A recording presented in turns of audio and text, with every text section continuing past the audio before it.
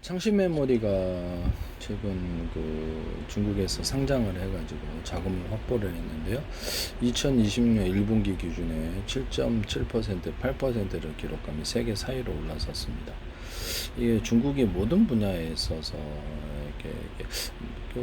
중국 스마트폰도 처음에는 약간 이렇게 걱정을 안 했는데 모든 중국 내수 시장을 바탕으로 해가지고 전 세계로 쏟아내고 있는데요. 이게 중국 자동차도 예전에는 조금 이게 실력이 떨어진다라고 생각을 했었는데 내수 시장을 기반으로 해서 전 세계에서 제일 3천만 대 이상, 3천 몇백만 대 생산하고 있는데 수출도 1위예요.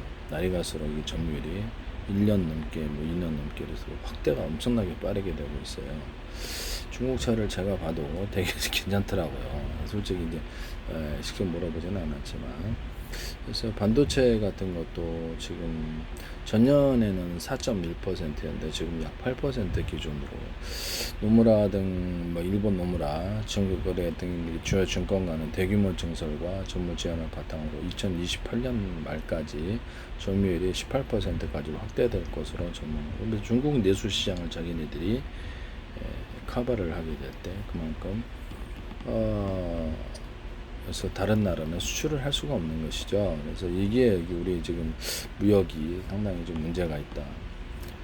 지금 반도체 중심으로 돼 있어서 우리나라 무역이 다른 데는 다 제가 보기엔 뚜렷하게 안 되고 있어요. 그래서 이런 부분을 말씀을 드리는데, 무역 흑자가 되고 있어요. 되고 있긴 한데 일본은 지금 무역 적자 상태고, 자동차 부분에 있어서 중국이 이렇게 많이 판매를 할수록 아직은 대수가 줄어든다는 것은 없는데 순이익이 되게 확 줄어들었다, 일본 자동차들이. 그래서 이 부분에 대해서 일본도 굉장히 우려를 하고 전기 자동차로 섣불리 안 나가고 있습니다.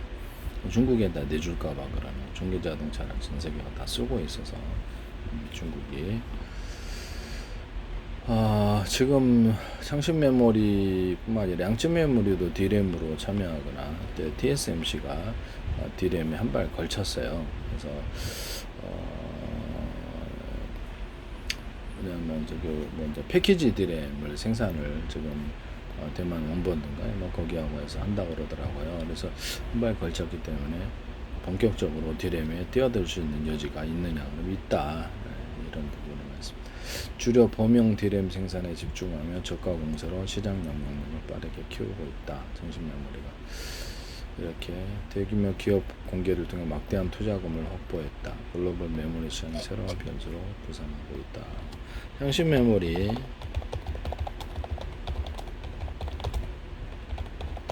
창신 메모리가 상장 자금이 어느 정도 되느냐, 그래서 기본적으로 약 11조 원을 조달했다. 그래서 초과 배정 옵션이 모두 행사될 경우 약 12조 원에서 13조 원 정도 자금을 확보한다라고 나와 있습니다. 그래서 메모리 웨이퍼 제조 라인 고도화나 연구 개발에 쓰인다라고 하는데요. 그래서 창신 메모리 시총이 680조 원을 넘어섰다. 대비 동시에 중국 시총 1위, 5배 뗀 창신 메모리, 2위는 복등 이렇게 나와있네요.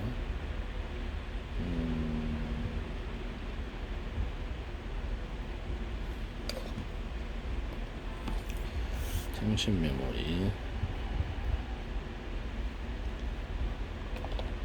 지금으로라면 미국뿐만 아니라 미국의 동맹들도 무역에 있어서 다 밀리게 되는 현상이라고요. 그래서 결국 달러 체계가 지금 금융적으로 약간 불안한 부분이 존재합니다. 솔직히 엄청난 재정 적자, 엄청난 국가 부채가 발행되고 있고, 날이 갈수록 그것이 단기채로 바뀌고 있어서 금리가 더 빠르게 가파르게 늘었을 때 이것이 채권 가격 폭락과 더불어 미국의 어떤 대형 은행들에게서 뱅크런이 일어날 가능성이 존재하기 때문에 미국에게도 시간이 없는데 국채로 빨리 국가 부채로 빨리 국가은행으로 빨리 전환을 하고 그래서 좀 졸려서 그래서 빨리 국채를 이렇게 소각을 시켜야 된다, 이런 부분 제기술 사야 됩니다. 그래서 기술 경쟁력, 기술 패권을 확보하지 못하고는 달러는 사실 이렇게 좀 어려운 부분일 수 있다라는 것이죠. 티켓을 사셔야 돼요. 네. 이렇게 공개적으로 전해주는 방법에는 다른 데는 좀 어렵지 않겠느냐라고 생각을 하고 있습니다. 이런 부분을 말씀을 드립니다. 이 방법밖에 없다라는 네, 말을 할 수가 없어서 그래요. 네. 그래서 이런 부분을 말씀을 드립니다. 다시 기회가 없다고 생각합니다. 그 다음에 저기 아시아 통화가 홍콩에서 나올 것으로 저는 생각, 미국의 반대에도 불구하고 나올 거다.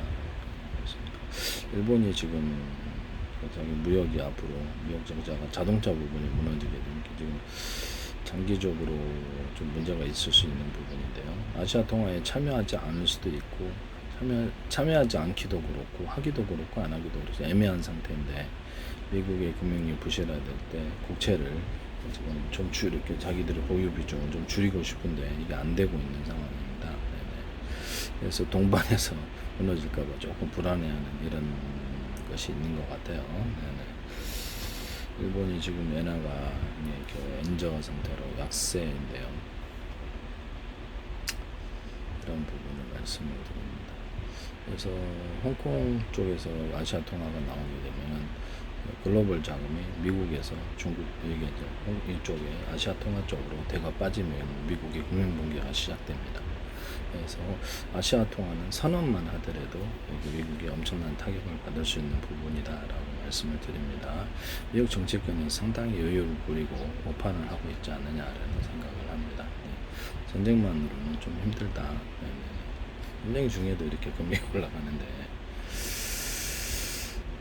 수요가 국채 장기채 수요가 지금 뒷받침을 되지 못하고 단기채 위주로 가지게 되면요 이게 상당히 문제가 될 수밖에 없고 미국의 대은행들 은행들의 부실이 채권 보유하고 있는 것이 부실이 이루어질 수 있는 부분이라서 동반해서 부실이 되고 금융 전체가 붕괴될 수 있는 위험이 존재한다. 제가 제안한 대로 국가은행으로 전화해서 국채를 소각해서 절대적인 수치를 없애버리고 키보드를 쳐버리는 겁니다. 네. 전 세계 키보드를 찍어서 전 세계 사드리면 됩니다. 달러 풀어서 이런 부분을 말씀을 드립니다. 달러 부분 그래서 이제 아시아 통화 부분하고 세계 통화가 나올 수 있는 이런 부분이 있어서요. 네네네. 제기세를 안 사고는 좀 그렇죠. 금융만으로는 좀 미국이 좀 힘들죠. 대규모 무역 적자를 미국이 중국과 유럽에 하고 있고 중국은 엄청난 무역 흑자를 놓고 있어서 기업으로 얘기를 하자면 장사가 잘 되는 기업이 주가가 높지 장사가 안 되는 기업이 주가가 높을 수가 없는 금융을 얘기하는 거예요.